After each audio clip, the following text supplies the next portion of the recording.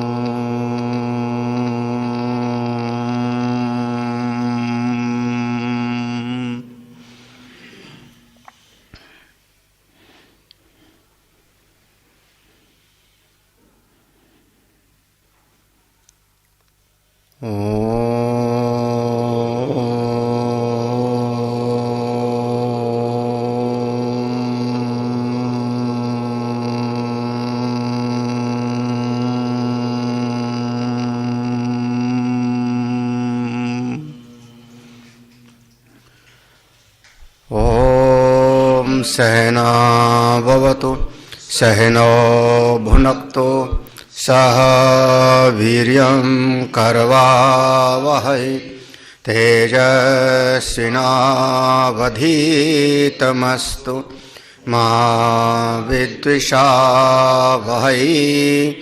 ॐ शान्ति शान्ति शान्तिः।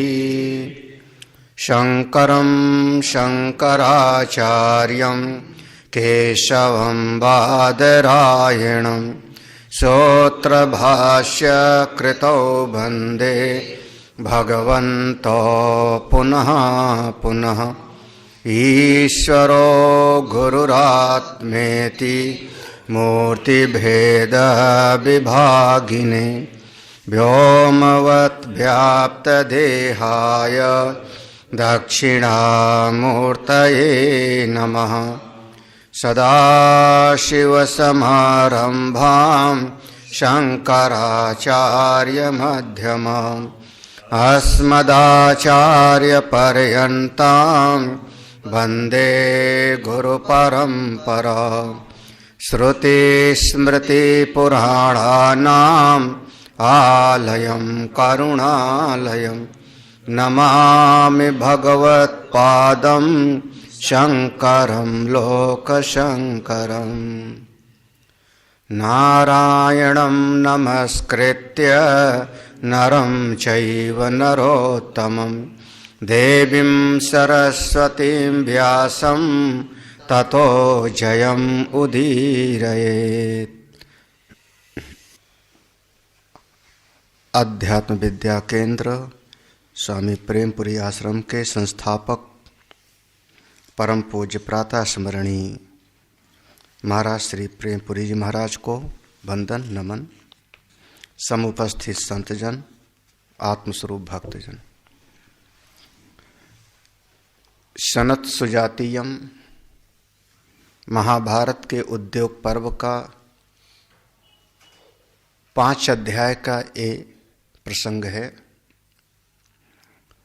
प्रथम अध्याय में भूमिका है जिस पर शांकर भाष्य नहीं है। दूसरे अध्याय से शांकर भाष्य है। भगवान भाष्यकार ने इस पर अपना भाष्य प्रस्तुत किया जिसका हम लोगों ने श्रवण किया। जो इस सनत सुजातीयम का तीसरा अध्याय है और शांकर भाष्य का दूसरा अध्याय है। हम लोग आज इसका प्रारंभ करते हैं। धृतराष्ट्र ने पूछा। यह मूल रूप से महाभारत की कथा वैशंपायन और जन्मेजय के संवाद के अंतर्गत है। वैशंपायन वक्ता हैं और मुख्य रूप से श्रोता के रूप में जन्मेजय हैं। इनके संवाद के अंतर्गत अनेकानेक प्रकार की कथाएं आती हैं, चरित्र हैं, घटनाएं हैं, उपदेश हैं, गीत हैं, बहुत सारे प्रसंग हैं। कहा जाता है कुल 1,00,000 श्लोक हैं महाभारत में। वर्तमान में कम ज़्यादा करके उपलब्ध हैं। श्रीमद् नीलकंठाचार्य जी, पंडित जगन्नाथ मिश्र, ऐसे ऐसे महापुरुष हुए जिन्होंने पूरे महाभारत पर टीका किया। तो हम लोग ये अगले अध्याय का धृतराष्ट्र का प्रश्न है मौन के विषय में। इसके पूर्व में सनत कुमार जी ने मौन की महिमा का वर्णन किया। उन्होंने कहा मान और मौन एक साथ नहीं रह सकता। मान और मौन दोनों एक साथ नहीं हो सकता।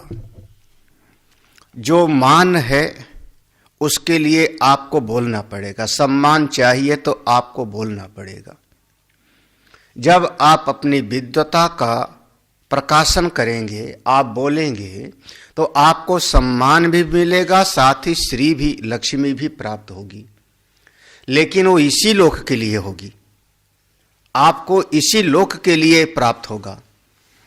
और अगर आप अपने मौन स्वरूप में रहते हो तो आपका परलोक सुधरेगा, आपको उस तत्व की अनुभूति हो सकती है, सद्गति होगी। तो इस लोक में मान चाहिए तो आपको बोलना पड़ेगा, और अगर वो लोक में आगे आपको परम सुख चाहिए तो आप मौन रहिए। तब धृतराष्ट्र के भीतर ये जिज्ञासा जगी, महाराज ये मौन क्या है। हम लोग श्लोक पढ़ते हैं। धृतराष्ट्रवाच कस्यैष मौना कतरन्नु मौनम्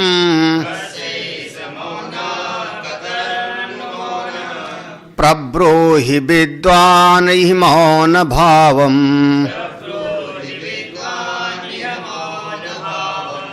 मौनेन विद्वान् उत याति मौनम्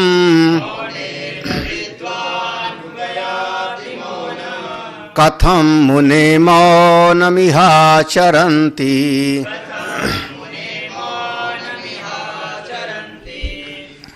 धृतराष्ट्र उवाच, धृतराष्ट्र ने कहा कस्य एष मौनः। पहला प्रश्न है, इसमें कुल 5 प्रश्न हैं। इस प्रथम श्लोक में धृतराष्ट्र के 5 प्रश्न है। पहला, एष मौना कस्य, ये जो मौन आप बता रहे हो ये किस प्रकार के साधक इसको लाते हैं। यह मौन, जिस मौन से परलोक सुधरता है, जिस मौन से आत्म सुख की प्राप्ति होती है, इस मौन को किस प्रकार के लोग अपने जीवन में लाते हैं, किस प्रकार के पुरुष, यानी ये साधक विषय है। कौन से साधक हैं जो मौन का आचरण करते हैं, साधक विषय। दूसरा है कतरन्नु मौनम, ये मौन का स्वरूप क्या है, कैसा होता है मौन। पहला जो प्रश्न है वो साधक विषय है, और दूसरा प्रश्न है ये मौन विषयक। मौन किसको कहते हैं, मौन का स्वरूप क्या है, किस प्रकार का, कैसा मौन है। अब इसमें 2 तरह का होता है, एक आप भीतर से मौन है या एक वाणी से मौन हो गया। तो क्या वाणी का मौन या भीतर का मौन, ये दूसरा प्रश्न है, कतरन्नु मौनम। तीसरा भी प्रश्न हो जाएगा, हे विद्वन ई प्रब्रूहि मौन भावम, इस मौन का असली स्वरूप क्या है, वास्तव में मौन क्या है। ये दोनों में बहुत सूक्ष्म भेद है, आप लोग अलग अलग करके समझना। किस प्रकार का साधक मौन कर सकता है, ये पहली अधिकारी का।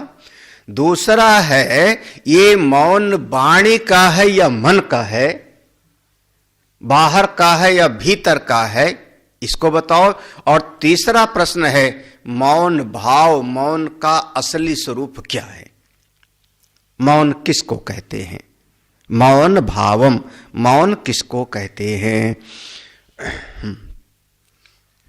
चौथा प्रश्न हो जाएगा, मौनेन विद्वान उपयाति मौनम।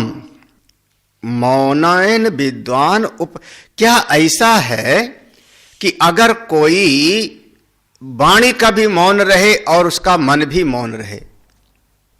मौनेन विद्वान, जो विद्वान है तो वाणी से भी मौन है और उसके मन के भीतर संकल्प विकल्प भी नहीं उठता, मन का भी मौन है।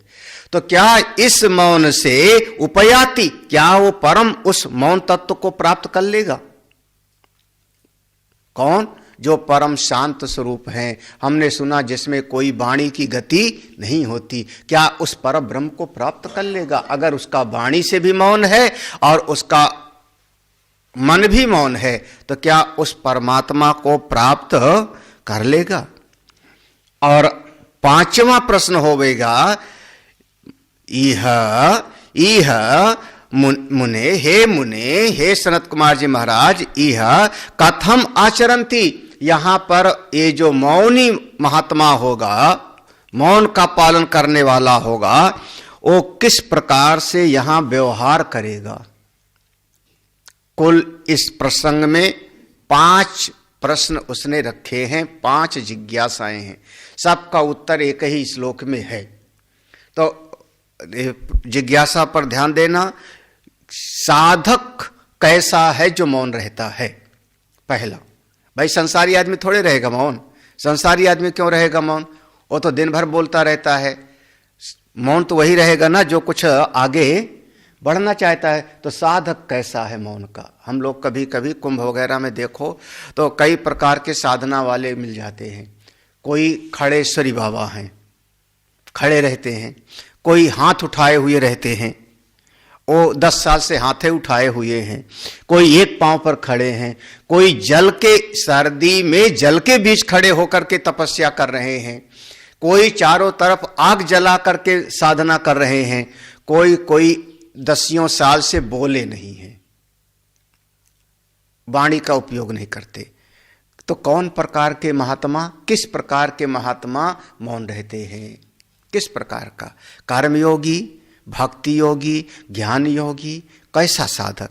दूसरा होगा मौन, क्या वाणी से न बोलना ही मौन है या मन में कोई विचार ही न चले ये मौन है? ये दूसरा प्रश्न। तीसरा प्रश्न है असल में मौन का वास्तविक स्वरूप क्या है? और चौथा प्रश्न है, क्या इस वाणी और मन के मौन के द्वारा क्या आत्मज्ञान की प्राप्ति हो सकती है? अरे ऐसे समझ लो, सुषुप्ति में तो हम न वाणी से बोलते न मन चलता है हमारा। गहरी निद्रा में न वाणी चलती है और न ही मन चलता है, तभी तो आप गहरी निद्रा में गए। लेकिन वहां ब्रह्म स्वरूप की स्थिति थोड़े है, वहां अविद्या ज्यों की त्यों बैठी है, आपको पुनः पुनः वहां से आना पड़ता है। तो क्या वाणी भी हमारी ना बोले और मन भी मौन रहे तो क्या हमको उस ब्रह्म तत्व की प्राप्ति, अनुभूति हो सकती है? और अंतिम है, यह जो मौन रहने वाला साधक होगा, महात्मा होगा, वो फिर अपना व्यवहार कैसे निभाएगा? उसको प्यास लगी है तो पानी कैसे मांगेगा? कैसे मांगेगा? भूख लगी है तो भोजन कैसे मांगेगा? किसी से रास्ता पूछना है कि मैं अमुक महात्मा के पास जाना चाहता हूं, रास्ता कौन सा है, कैसे पूछेगा? तो ये जो मौन रहने वाला है वो इस जगत में व्यवहार कैसे करेगा? सबसे ज्यादा इस जगत में हमारा व्यवहार 3 इंद्रियों के द्वारा होता है। 3 इंद्रिय, नेत्र, श्रोत्र और वाक्, ये 3 इंद्रिय है। कान है जिससे हम बहुत सारी चीजों का श्रवण करते हैं, नेत्र है जिससे हम बहुत सारे जगत को देखते हैं, और वाक् कर्मेंद्री है जिससे हम बहुत सारा व्यवहार करते। ये 3 इंद्रियां हमारी सबसे ज्यादा जगत में व्यवहार करती हैं। इसमें से अगर वाणी आपकी मौन हो गई तो व्यवहार कैसे करेगा? किस प्रकार से व्यवहार होगा? ज्यादातर तो देखा जाता है कि आदमी सवेरे उठते ही कुछ न कुछ बोलना शुरू कर देता है। चाय पिलाओ, हाँ चाय पिलाओ, चश्मा कहाँ रखा है हमारा, हाँ, अमुक अमुक चीज। तो इस प्रकार से आप हमको बताइए। और सनत कुमार जी महाराज उत्तर देना शुरू करते हैं। अगला श्लोक, एक ही श्लोक में उत्तर है, इसलिए थोड़ा ध्यान से समझना। सनत सुजातुवाच यतो न वेदा मनसा सहैनम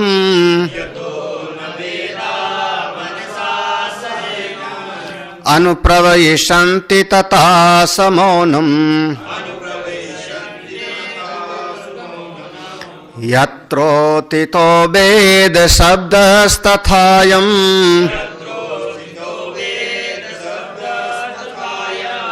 सतन्मयत्वेन विभाति राजन्।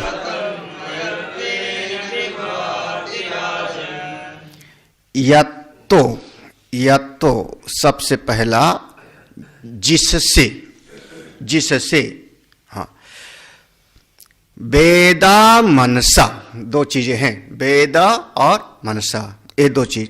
यहां पर वेदा का अर्थ है वाक, वाक वाणी, जिससे ये वाणी चलती है। यतः जिससे ये वाणी चलती है, इस वाणी के व्यवहार का जो हेतु है, ये वाणी उसको प्रकाशित नहीं कर सकती। वो तत्व ही मौन है, वो तत्व ही मौन है। ये तो न वेदा, जहां ये वाणी की पहुंच नहीं है, न मनसा, जहां ये मन की भी पहुंच नहीं है। ये वाणी और मन दोनों ही साह एनम अनुप्रवश्यन्ति, ये दोनों जहां नहीं पहुंच सकते, उसी का नाम मौन है। यतो वाचो निवर्तन्ते अप्राप्य मनसा सह, जहां से वाणी जाकर के लौट आती है, जहां मन की गति प्रवेश नहीं कर सकती, उस तत्व का नाम ही मौन है। उस तत्व को ही हम मौन कहते, यानी परमात्मा का नाम ही मौन है। उस परब्रह्म आत्मा में स्थिति का नाम ही मौन है। हाँ, केनोपनिषद में बार बार इसको कहा है, यन मनसा न मनुतेर एन आहुर मनोमतम तदेव ब्रह्म त्वं विद्धि नेदम यदिदम उपासते। ये मन जिसका मनन नहीं कर सकता, बल्कि मन को जिससे शक्ति मिलती है संकल्प विकल्प करने के लिए, उस तत्व को तुम ब्रह्म जानो, वही ब्रह्म है, वही असल में मौन है। यत वाचा अनभ्युदितम येन वाग अभ्युदते तदेव ब्रह्म त्वं विद्धि नेदम यदिदम उपासते। ये वाणी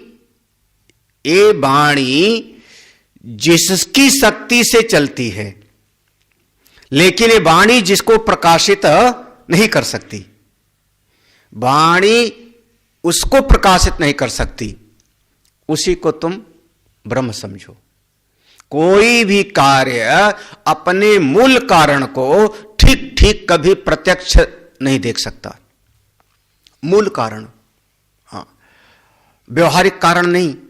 उसको हमारे पूज्य स्वामी तेजोमान जी कहते थे, एक सामान्य कारण, एक विशेष कारण, अलग अलग समझना। मूल कारण को, हाँ, हमारी इस शरीर की जो उत्पत्ति हुई है, इस शरीर की उत्पत्ति का जो मूल कारण है, उसको आप कभी नहीं देख सकते हो, कभी नहीं देख सकते हो। आप एक शरीर देख लोगे, मां का पिता का शरीर देखोगे, लेकिन शरीर की मूल उत्पत्ति का जो मूल कारण है राजवीर, वो नहीं देख पाओगे आंखों से।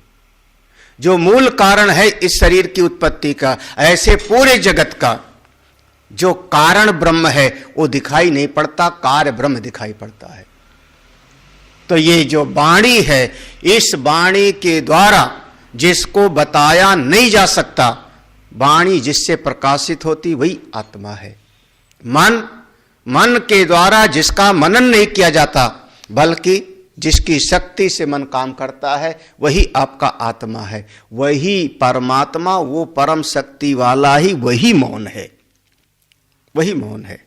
हाँ, सह एनम अनुप्रविशन्ति। देखो, वेदा मनसा, वाणी और मन, ये दोनों साथ में जिसमें प्रवेश कर जाते हैं, बल्कि वहां जाके समा जाते हैं, प्रकाशित नहीं कर पाते।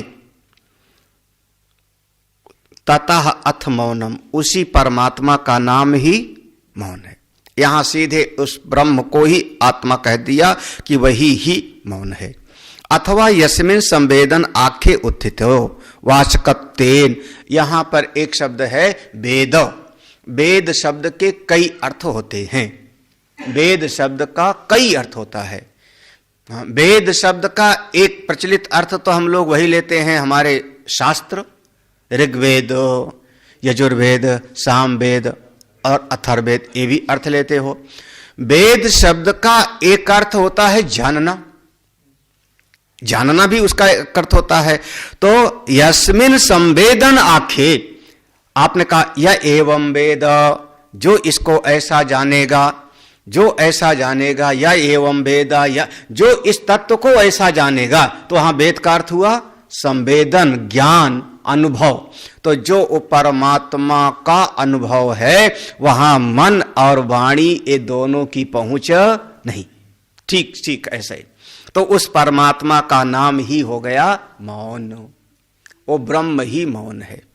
अब यहां समझना, कई उत्तर हो गए, एक ही पंक्ति में कई उत्तर हो गए।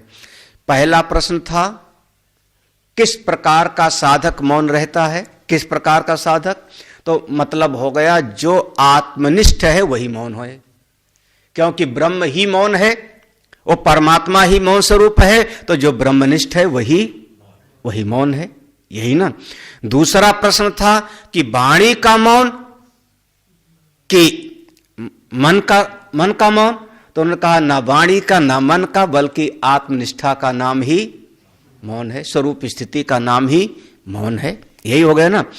तीसरा प्रश्न था इस मौन का स्वरूप क्या है, मौन भावम किम, मौन भाव क्या है, मौन का स्वरूप क्या है, तो साक्षात कह लिया कि बस आत्मनिष्ठा, अपने स्वरूप की स्थिति ही मौन है। देखो कितना, एक ही उत्तर में सब प्रश्न समाधान हो गए आपके ना, सब एक ही।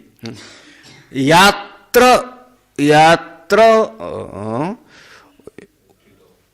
इसमें स्थितो लिखा हुआ है, हाँ, तो या उत्थितो ही सही। यात्र उत्थितो वेद शब्द तथा यम, जहां से, यात्र उत्थितो माने ये जहां से, उत्थितो ये प्रकट होते हैं, कौन, वेद शब्द तथा अयम, ये सारा का, जैसे आपने दो शब्द कहा ना, जो शब्द है वो पहले मन में आता है,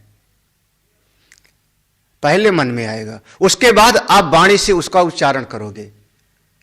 इसीलिए हम लोग इस वाणी के 4 विभाग करते हैं, परा, पश्यन्ति, मध्यमा और वैखरी, ये 4 विभाग करते हैं ना, परा, पश्यन्ति, मध्यमा और वैखरी।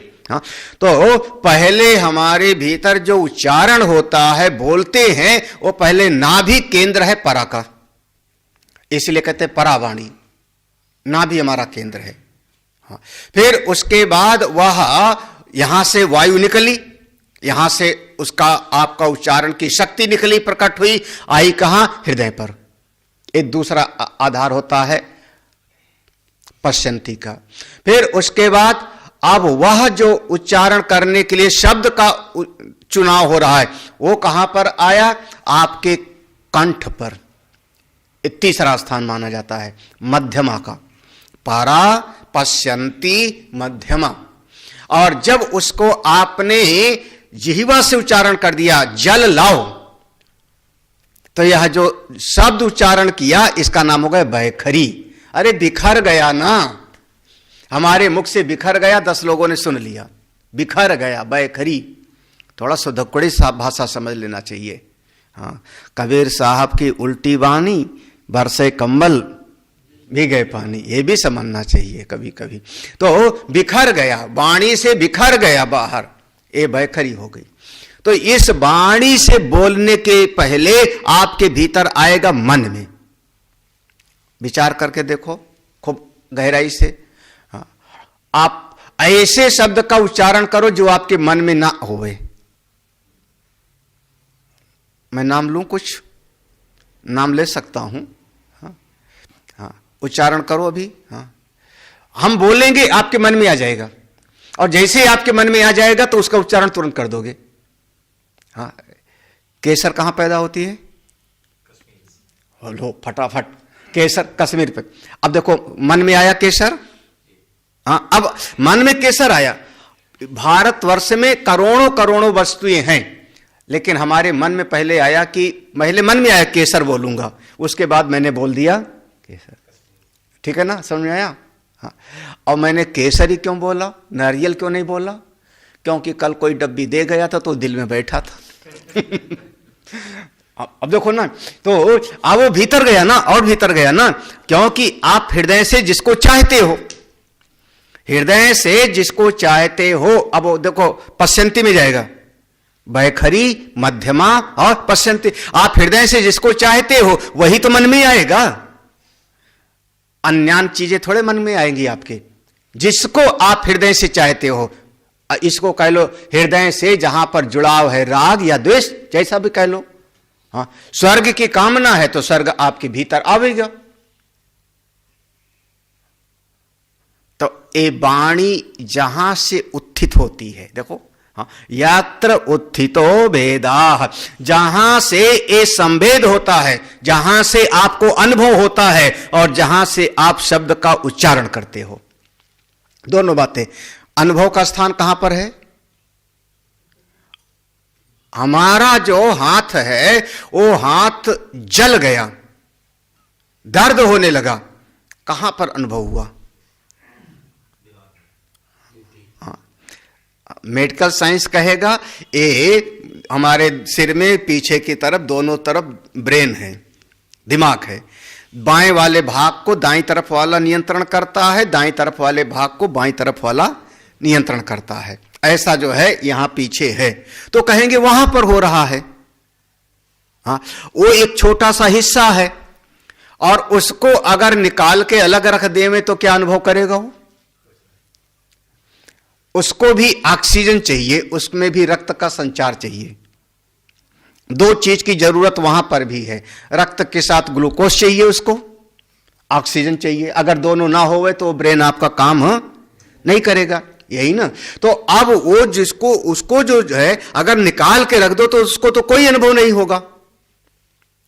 अनुभव कहां हो रहा है? कहां अनुभव हो रहा है? जहां अनुभव हो रहा है आपको, मुझको दर्द हुआ। हम लोग भले कहें हाँ इसका ये है कि ब्रेन का संबंध आपके पांव से तोड़ दिया, इंजेक्शन लगा दिया रीढ़ की हड्डी में, तो पांव चीरा फाड़ी करते हैं, पता ही नहीं लगता, क्योंकि अब उसकी संवेदना आपको वहां तक नहीं पहुंच रही है। अनुभूति का स्थान यत्र उत्थितो वेदाः, जहां से आपकी अनुभूति होती है, जहां से आपके भीतर शब्दों का उच्चारण होता है, वही मौन है।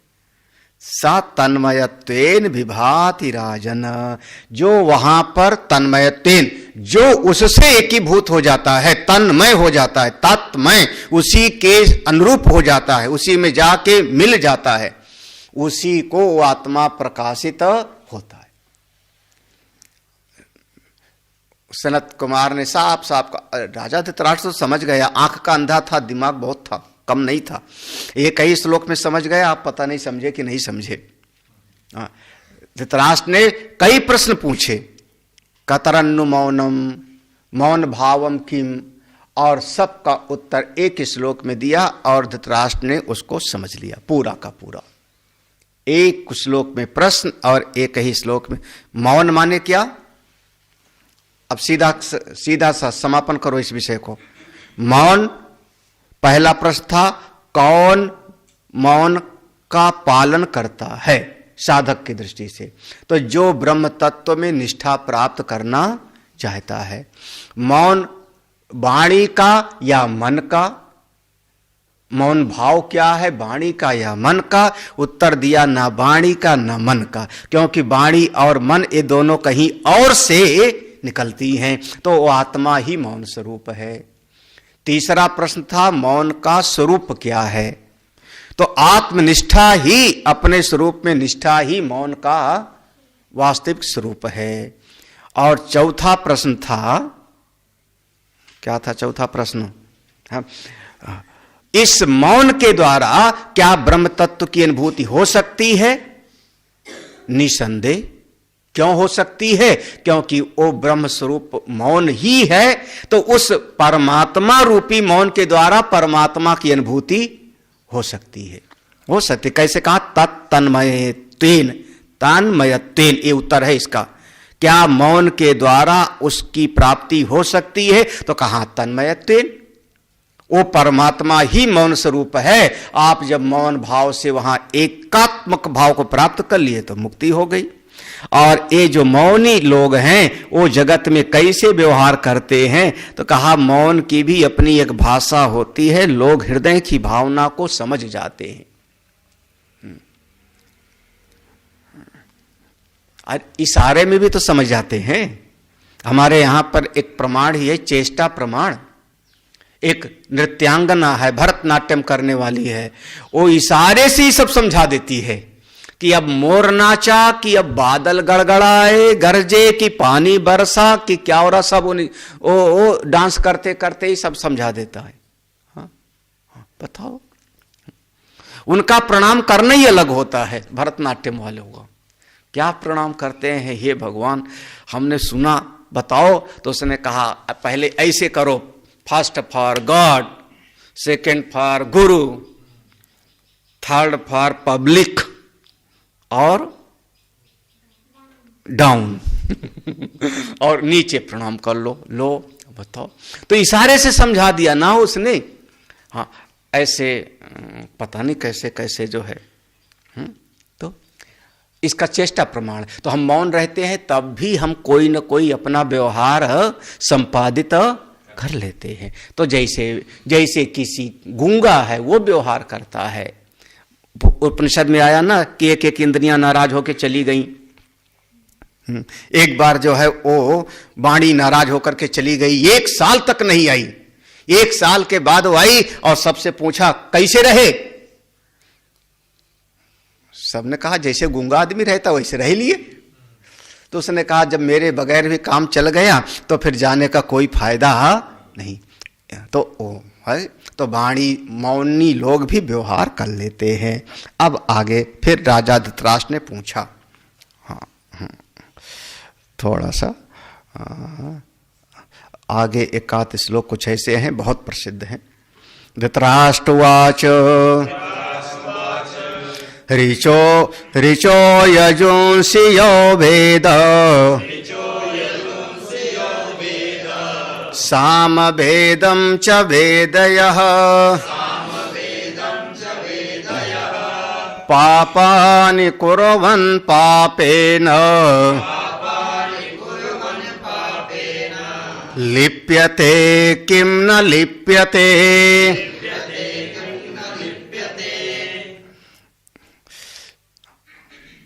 धृतराष्ट्र ने जो प्रश्न पूछा है, हे भगवान, एक बच्चा उसका उपनयन संस्कार हो गया, गुरुकुल चला गया, गुरु जी ने उसको वेद कंठस्थ कराया। ब्रह्मचर्य आश्रम में मेधा शक्ति अच्छी होती है, वृद्धा अवस्था में अनुभव होता है। दोनों का ध्यान रखना। वृद्धा अवस्था में आदमी विश्लेषण कर सकता है, अनुभव प्रधान होता है, हित और अहित का पहचान करेगा। लेकिन ब्रह्मचर्य आश्रम में बाल्यावस्था में मेधा शक्ति, याद करने की शक्ति बहुत अच्छी होती है। बुजुर्ग लोगों को याद नहीं होता और बच्चों के भीतर बहुत दूर तक सोचने की अकल नहीं होती। हित अनहित का आप बहुत गंभीरता से विचार करना इस विषय में। तो बच्चे में यादाश्त की शक्ति तो होती है, लेकिन मेरा हित किस में होगा? वो कहते हैं जोश में होश नहीं रहता है ना। जब गुरुकुल में गया तो उस विद्यार्थी को चारों वेद कंठस्थ करा दिया जाता था। चारों वेद नहीं तो अपनी शाखा का वेद कंठस्थ करा दिया जाता था। याद हो जाता था उसको। और कई कई लोग जिनको चारों वेद के संहिता याद होता था उसको हम कहते थे चतुर्वेदी। तीनों वेद का संहिता याद है तो त्रिवेदी। अभी कुछ वर्ष पहले वाराणसी में एक 9 वर्ष का बालक जिसको चारों वेद की संहिता भाग कंठस्थ, चारों वेद का संहिता भाग उसको कंठस्थ था। अब तो एक वेद का भी याद कराना मुश्किल है। 5-6 साल से हम लखनऊ के आश्रम में गुरुकुल है, 35 विद्यार्थी हैं, उनको शुक्ल यजुर्वेद कंठस्थ करा रहे हैं। उज्जैन के सांदीपनी विद्यालय से संबंधित। हाँ, किसी को 10 अध्याय कंठस्थ हुआ, किसी को 15, किसी को 20, 40 अध्याय हैं कुल शुक्ल यजुर्वेद में। अभी तक कोई एक भी ऐसा नहीं निकला कि जो कहे 40वां अध्याय हमको कंठस्थ हो गया, एक भी नहीं। तो गुरुकुल में जब बच्चा गया उपनयन के बाद में तो उसको कंठस्थ कराया गया, तो वेद उसको कंठस्थ हो गया, याद हो गया, वेद उसको याद हो गया। जहां से कहो वहां से धड़ाधड़ वो मंत्र सुना देवेगा, वहीं से सुना देवेगा। हिरण्मयेन पात्रेण सत्यस्य पिहितम मुख।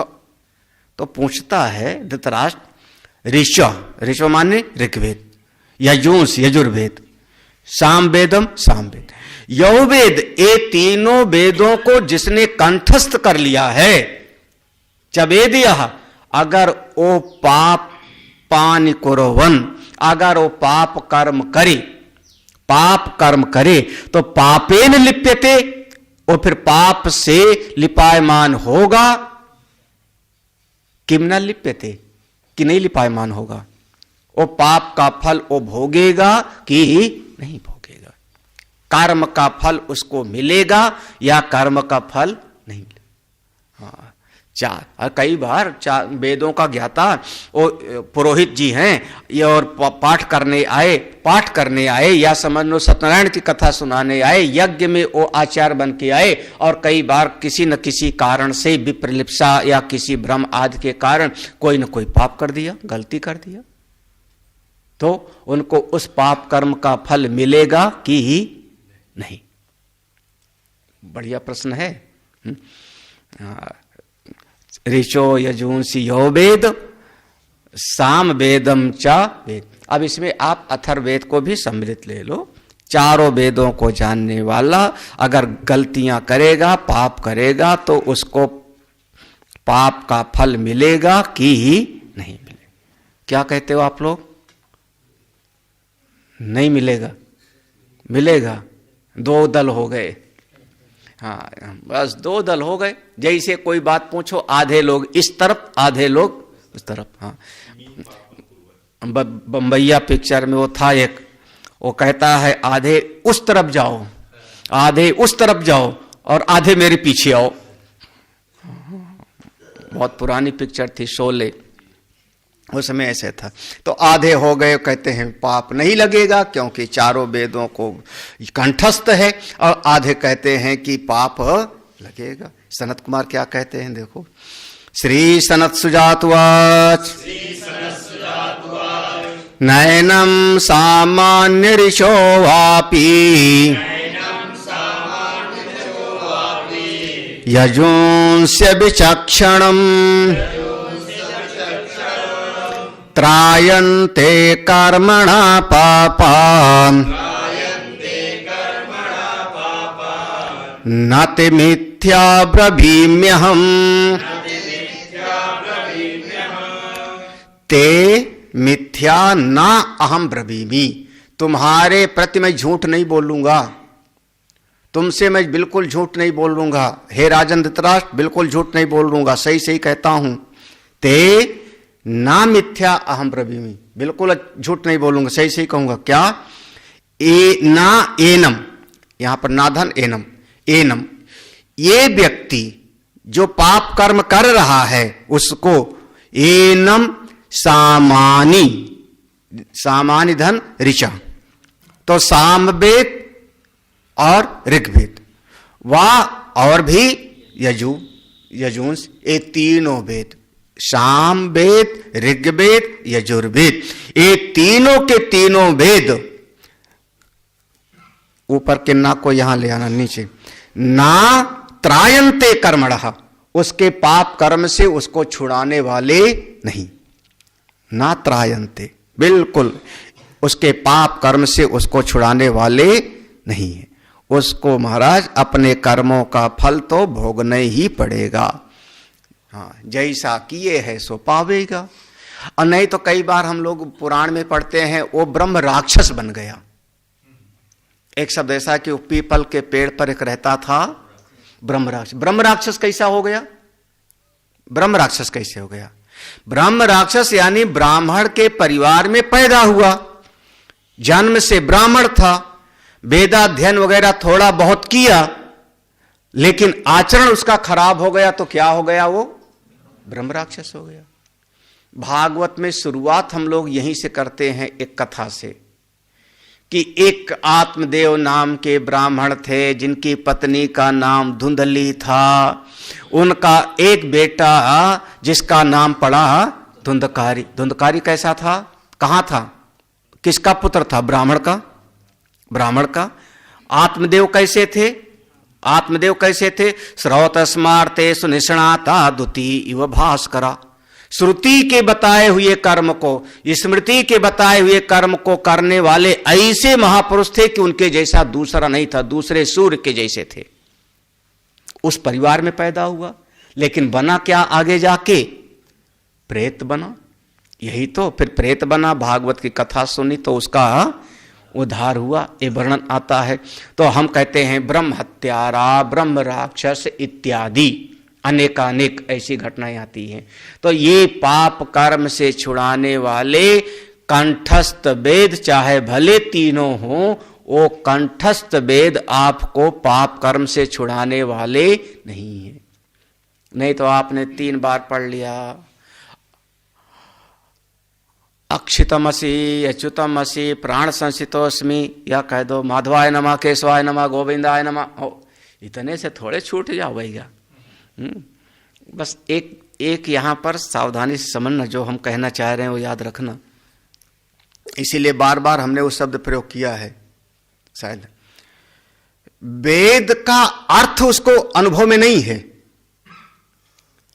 वेद प्रतिपादित जो तत्व है उसकी अनुभूति नहीं है। वेद भगवान जिस तत्व का निरूपण कर रहे हैं वो नहीं जान रहा है। वेद के मंत्रों का कंठाग्र है। इसीलिए हमने कहा था ब्रह्मचर्य आश्रम में मेधा शक्ति अच्छी है। तो वेद के मंत्रों को उसने कंठस्थ किया है, लेकिन वेद के मंत्र का तात्पर्य क्या है वो अवधारित नहीं समझ आ रहा। अच्छे अच्छे पुरोहित कर्म करने वालों से भी पूछो, जिनको याद है, बिल्कुल याद है, ईशावास्यमिदं सर्वम यत्किंच जगत्याम जगत, याद है, उनसे पूछो इसका अर्थ क्या है, नहीं बता पाएंगे। मंत्र याद है। इसीलिए यहां पर बात समझना, वेद के मंत्र कंठस्थ हैं, याद हैं, लेकिन वेद प्रतिपादित उस परम तत्व का अनुभव नहीं। अगर वेद प्रतिपादित उस परम तत्व का अनुभव होता तो यह भी तो एक नहीं अनेक जगह पर कहा गया है, फिर उसको कोई कर्म लिपायमान नहीं होते। भिद्यते हृदय ग्रंथि छिद्यन्ते सर्व संशया क्षीयन्ते चास्य कर्माणि तस्मिन् दृष्टे परावरे। यह भी कहा है क्षीयन्ते चास्य कर्माणि। ज्ञान अग्नि सर्व कर्माणम, ज्ञान की अग्नि यथैधांस समिद्धोग्नि भस्म सात कुरते अर्जुन। ऐसे ही ज्ञान की अग्नि में सब भस्म हो जाता है। यह भी कहा है कि ज्ञान के प्राप्ति के समकाल ही सारे संचित कर्म भस्म हो जाते हैं। तत्ववेत्ता का आगामी कर्म उसको भोगना नहीं पड़ता, यह भी निरूपण है। तो यहां वेद प्रतिपादित उस तत्व का तात्पर्य का निर्णय नहीं कर पाया है, बल्कि वेद की ऋचाओं को कंठस्थ किया है। वेद वो अपने साथ रखता है, वेद को पढ़ता है, पुरोहित का कर्म कराता है, और बीच में लालच वगैरह के कारण कुछ गलतियां भी कर लेता है। ठीक है ना। तो कहता है मैं तो पंडित जी हूं, सारे कर्म हमारे माप है, मैं तो यजुर्वेद पढ़ता हूं, पढ़ाता हूं। बोले भैया पंडित जी हो तो भी आपको आपके कर्म का फल तो भूल ले। अब व्यवहारिक जगत में देखो ना, कई बार अच्छे अच्छे पुरोहित घर पे आपके आएंगे, महामृत्युंजय का पाठ करेंगे, कुछ भी करा लो, बीच में पान खाते रहेंगे। ऐसा भी देख लोगे, पान खा रहे हैं और मंत्र का पाठ कर रहे हैं, तो मंत्र तो उनको याद है तभी तो, लेकिन पान भी खाए जा रहे हैं। और कई बार घर में पाठ करते करते दो पंडित होंगे तो आपस में गप भी लगाते रहते हैं। आजकल तीसरी भी एक समस्या है, वो समस्या समझ गए होंगे, हाथ में माला चलती रहेगी, दूसरे हाथ से मोबाइल चलाते रहेंगे। तो विद्वान तो हैं, पढ़े लिखे तो हैं, अब क्या करोगे? तो फिर उनको उनके पाप कर्म से क्षमा नहीं होगा। कैसे? इसको कहते हैं वस्तु तंत्र। वस्तु तंत्र यानी जैसे अग्नि है, चाहे वो विद्वान छुए और चाहे अज्ञानी छुए, अग्नि दोनों को जलाएगी। विद्वान छुए तो भी, जहर विद्वान खाए तो भी मरेगा, ना समझ खाए तो भी मरेगा। ये वस्तु तंत्र है। ऐसे कर्म का फल उसको प्राप्त होगा। बिल्कुल सही, हो गया ना। न त्रायन्ते कर्मणः पापात्, उसको पाप कर्म से कोई बचा नहीं सकता। हे राजन, नाते मिथ्या अहम ब्रवीमि, तुमको मैं बिल्कुल झूठ नहीं बोलता हूं। ये हमें ध्यान रखना, ये वेद का जो ज्ञान भाग है वो ग्रहण नहीं कर पाया, श्रवण मनन निधिध्यासन नहीं किया है। और वेद की ऋचाओं को यास्त है, कंठस्थ है, और वेद की ऋचाओं का पाठ करता है। बिल्कुल रुद्री पढ़ते हैं लोग, नमः शिवाय चा संभवाय चा शिवतराय चा, तो वेद तो पाठ कर रहे हैं। और वेद पाठ करते करते हमारे ही आश्रम में मैंने देखा है, एक पुरोहित ऐसा आते थे, महाराज भगवान भला करें, ऐसे पुरोहित, क्या कहूं, बढ़िया पुरोहित थे, हमारे जो है भगत थे, लेकिन पूरा रुद्राभिषेक करा देवे, मंत्र पढ़ करके करा देवे, और उसके बाद सब भगवान शंकर जी को पर जो चढ़ा रहता था जल्दी जल्दी उसको बटोर के गठरी बांध देते थे, साइकिल पे लादे घर चले गए। बाद में ऐसे ऐसे हाथ कांपने लगा। हमने कहा, हमको बताया किसी ने, तो हमने कहा जब वैसे वैसे किए थे तो फिर जो है वही होने लगा। तो जैसा करोगे वैसा पाओगे। अब क्या वेद का मंत्र तुमको बचा लिया क्या? तो वेद का मंत्र अगर आपने कंठस्थ किया, उससे आपने लालच लोभ बसात उसका दुरुपयोग किया, तो आपके पाप कर्म से वो बचाने वाला आपका नहीं। आगे बढ़े, समझ में आया? समझ में आ गया? तो कोई बात नहीं, हम तो वेद भगवान को जो है अपने पास रखेंगे, सीने से चिपकाए रखेंगे, मरते समय तो हमारी रक्षा कर ही लेंगे। तो आगे कहते हैं, मरते समय ये नहीं बचाएंगे, इसके भीतर का तत्व ज्ञान बचावेगा। कितने लोग अपने पास में गीता रखते हैं, लेकिन गीता का जो है अर्थ, श्लोक भी याद होगा, जेब में भी गीता है, श्लोक भी याद है, लेकिन उसका भाव, सर्वभूतस्थ महात्मानम सर्वभूतानि चात्मनि, कौन धारण करता है? यो माम पश्यति सर्वत्र सर्वं च मयि पश्यति तस्याहम न प्रणश्यामि सच में न प्रणश। इसका भाव ग्रहण कर ले, ये तो तत्वज्ञानी हो जाएगा। अगला जो है ये पांचवा वाला जो श्लोक है बहुत प्रसिद्ध है। ये न छंदांसि बृजनाति तारयन्ति मायाविनं मायया वर्तमानम्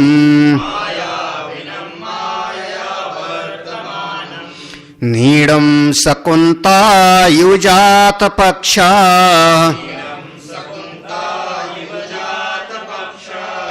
छंदांसेनं प्रजहन्त्यन्त काले। थोड़ा आगे पीछे है पाठ में, कर लेना। हाँ, ना छंदांसी बृजनाति, बृजनात माने पाप कर्म से, तारयति, छंदांसी, छंद हम कहते हैं ऋचाओं को, वेद की ऋचाओं को। तो वेद की ऋचाएं पाप कर्म से आपको पार नहीं करती। हाँ देखो, ब्रजनाथ, ब्रजनाथ माने पाप कर्म से, अधर्म से, ना छंदा से तारयति, वेद की ऋचाएं पाप कर्म से आपको नहीं बचाती हैं, नहीं पार करती हैं। हाँ, क्यों नहीं पार करती? मायाविनम मायया वर्तमानम। क्यों? क्योंकि भैया वेद के मंत्र अगर किसी को याद भी है तब भी वो उस मंत्र को कई बार तो जो बोलना चाहिए उसको नहीं बोलता, और जो नहीं बोलना चाहिए उसको बोलता है। अब कोई वेद का ज्ञाता है, यज्ञ में बैठा है और उस समय उसने देखा सम्राट हमारे यजमान हैं, चक्रवर्ती सम्राट यजमान हैं, तो वेद का मंत्र जैसा कहता है कि ऐसा करो, फिर भी सम्राट नाराज ना हो जाए इसलिए उस चीज को वो छुपा ले जाता है। सम्राट जिसमें प्रसन्न हो उसी को हम करेंगे। आज की भाषा में हम कहें तो ना जाने कहां की विधि है कि आधे घंटे में शादी विवाह पंडित जी करा देते हैं। आधे घंटे में यजमान का, लड़की कन्या का विवाह पंडित जी ने करा दिया। ऐसी विधि हमारे शास्त्र में तो नहीं है।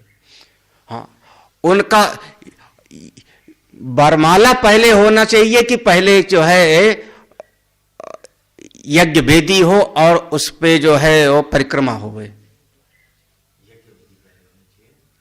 यज्ञ वेदी हो, अग्नि स्थापन हो, पहले जो है आप परिक्रमा करो, उसके बाद वरमाला होनी चाहिए कि पहले होनी चाहिए?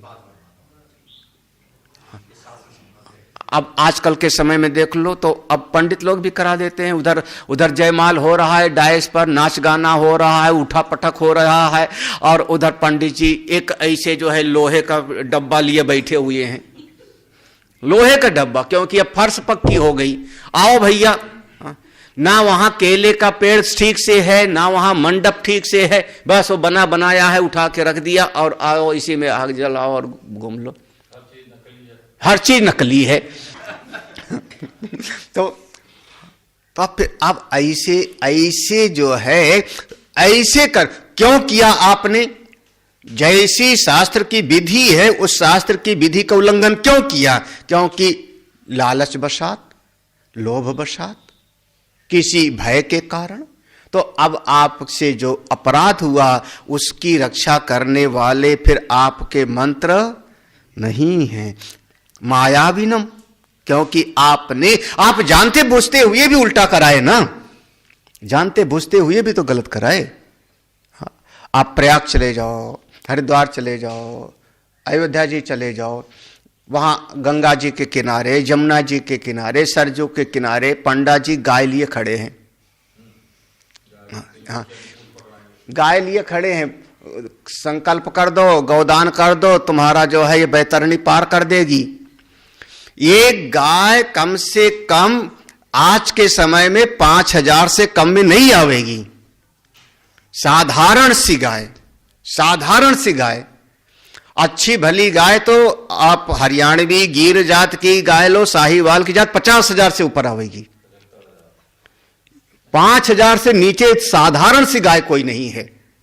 और उसको 501 दे देना यजमान, और यजमान जाने लगे ना, नहीं हमको नहीं कराना, अरे सवई दे देना, सवई नहीं तो 5 रुपया दे दे, पढ़कर पूछ। हाँ, अब मंत्र तो आप पढ़ोगे ना, ओम सुवे शोभने अद ब्रह्मणा द्वितीय परार्धे सहित बरा कल्पे जम्बू देपे भरतखंडे आर्यावर्त देशांतन करते अयोध्या नगरे। हाँ, पढ़ोगे तो ना, सरजू तीरे मैं गौदान करा रहा हूं। क्यों करा रहे हो? विधि पूर्व कराओ तो विधि पूर्वक, नहीं तो मत कराओ। विधि का उल्लंघन नहीं होना चाहिए शास्त्र में। शास्त्र में विधि का उल्लंघन, और विधि का उल्लंघन करते हैं तो वो हो गया अपराध। फिर उस समय आपकी रक्षा वो मंत्र आपकी नहीं करे। क्यों हो गए? आपने क्यों किया? मायाविनम मायया वर्तमानम। मायाविनम, जैसे जादू दिखाने वाला, जैसे नाटक करने वाला अपनी माया से व्यवहार करता है, जैसे रंगमंच पर बैठा हुआ, और कई बार रामलीला में, कृष्ण लीला में वो कोई महात्मा बन के कपड़े पहन के आ जाता है, हाँ, कृष्ण लीला में गर्गाचार्य जी बन के आ गए, राम लीला में विश्वामित्र बन के आ गए, परशुराम बन करके आ गए। हम जानते हैं कि हमारे मोहल्ले का लल्लू राम है वो, हाँ, लेकिन अब वहां परशुराम बन के आ गया है या वहां विश्वामित्र बन करके आ गया है।